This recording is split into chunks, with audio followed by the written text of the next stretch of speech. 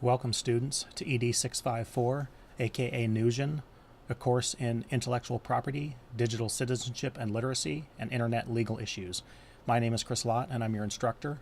I'm not going to subject you to my ugly mug for this entire screencast, but I did want to say hello and welcome you to the course. Okay, that's much better.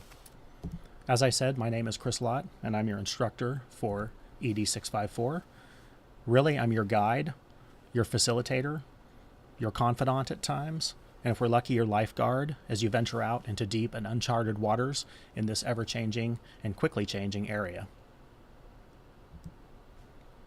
I've been working in education and technology for almost 25 years, but I'm really not a techie by training or by trade.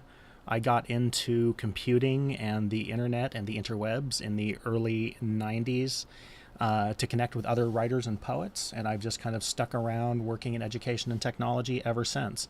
If I can learn these things, so can you. Most importantly for this course, and if you don't really pay attention to anything else in this screencast, remember that I'm always available for you. This is not a correspondence course. I want to work with you. I want to hear from you. I want to answer your questions. You can contact me via email at chris@nousion.net or any of the tools and methods listed on the contact page. Probably the best once you get set up with it will be Slack, which will get the most immediate response and is useful for both public and private questions and discussions. So what is this class about? The foundation of the class is, of course, the idea of digital citizenship, which is an idea I expect you to learn to think you understand, to explore, and to interrogate, and maybe come out the other end of these 12 weeks unsure what it is at all. Because a fundamental question to be asked is whether digital citizenship is actually a thing. Does it even exist? What differentiates digital citizenship from just citizenship? My thinking is that digital citizenship is many things. It's a process, it's an experience, it's an attitude, it's a posture. It's not something that can just be pinned down into a definition, again, assuming it exists at all. From digital citizenship, everything else in the course emerges, everything else in the course title of intellectual property and copyright and internet legal issues, whatever those might be.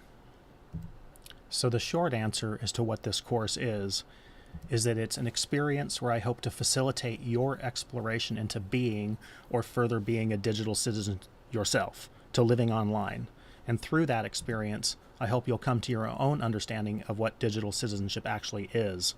And along with all of that, what comes from it, such as IP, copyright, fair use, privacy, security, and who knows what else will emerge. It's been very interesting to watch what grows from the basic idea of digital citizenship as students have pursued the activities in this course. As you pursue your individual exploration and activities, as well as collaborations with your classmates, there are a few open questions and a concern I want you to keep in mind. First, the idea for this course assumes that digital citizenship exists, but I wonder if it really does. Second, what does adding the word digital mean or do? Not just to citizenship, but anywhere else. Consider, for instance, digital literacy. What is the difference between digital literacy and literacy?